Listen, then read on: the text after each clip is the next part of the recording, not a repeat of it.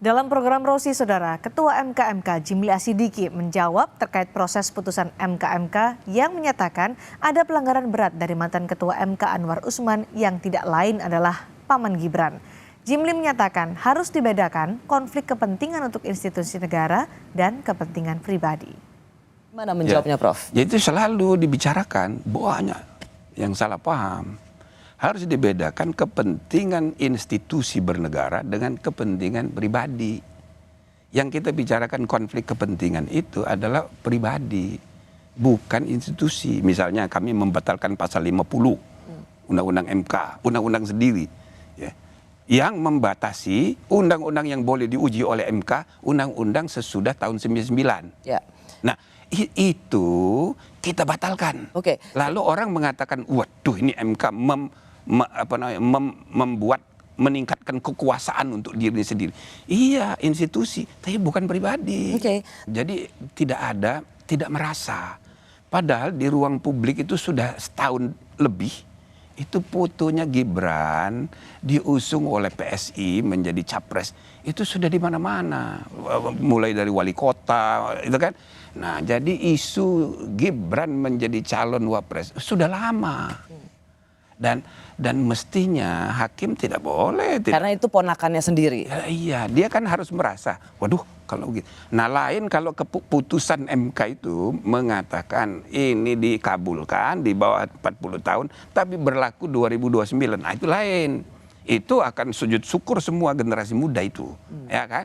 Nah, atau misalnya dia ikut memutus tapi hanya gubernur, berarti betul-betul tidak terkait dengan Gibran. Tapi ini kan terkait dengan Gibran karena bukan hanya gubernur seperti yang concurrent opinion, tapi juga kepala daerah, wali kota dan bupati. Jadi melihat bahwa tidak ada benturan kepentingan karena bukan yang memutuskan itu yang mengambil manfaat, meskipun yang mengambil manfaat itu adalah ponakan sendiri, itu tetap dianggap benturan kepentingan. Ya kalau menurut MK begitu. Dan walaupun pembelaannya sudah disampaikan. Mestinya saya tidak usah komentar lagi, sudah putusan final, mengikat dan sudah dilaksanakan. Jimli Asidiki juga membeberkan alasan tidak menjatuhkan sanksi pemberhentian dengan tidak hormat untuk Anwar Usman. Meskipun Anwar Usman terbukti melakukan pelanggaran etik berat.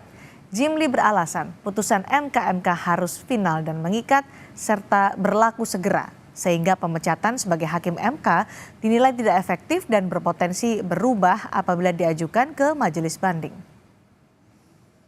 Kalau menurut dissentingnya Pak Bintan Saraghe itu diberhentikan tidak hormat dari anggota. Oke, dan seharusnya karena memang ketentuan PMK itu bagi Pak Jimli sendiri harusnya memang ketua MK yang terbukti melakukan pelanggaran berat secara etik, mempengaruhi hakim yang lain, cacat moral. Apakah memang seharusnya ketua MK ini tidak saja dipecat jadi ketua MK, tapi juga diberhentikan sebagai hakim konstitusi? Ya bisa begitu. Harusnya begitu. Tapi kan kita bermusyawarah nih bertiga. Kesimpulannya, waduh, kalau ini diberhentikan tidak hormat dari anggota, maka di peraturan PMK itu ada ketentuan mengenai banding.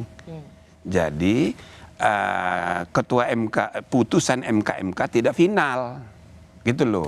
Nah, sedangkan yang kita masalahkan ini atau yang diberhentikan ini sedang menduduki jabatan ketua, dia yang akan membentuk majelis banding. Ya.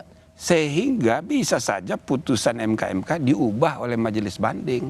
Jadi tidak menimbulkan kepastian. Nah, pertimbangannya kalau sampai di situ dulu, Prof. Jimli. Artinya memang tidak ada instrumen yang memadai untuk memastikan dia dipecat, tetapi kemudian tidak ada hak untuk banding, gitu kan? Ya, eksplisit dalam peraturan Mahkamah Konstitusi dia harus diberi hak untuk membela diri dalam kalau dipecat. Kalau dipecat tidak hormat dari anggota. Nah, jadi jalan tengahnya ya tidak efektif kalau begitu. Ya putusan MK harus berlaku mengikat dan final. Jadi untuk Prof. Jimli dan satu hakim etik lainnya ingin mengatakan bahwa yang penting dipecat dulu sebagai ketua MK. Ya, bahwa kemudian dia mengundurkan diri, itu bukan urusan kita.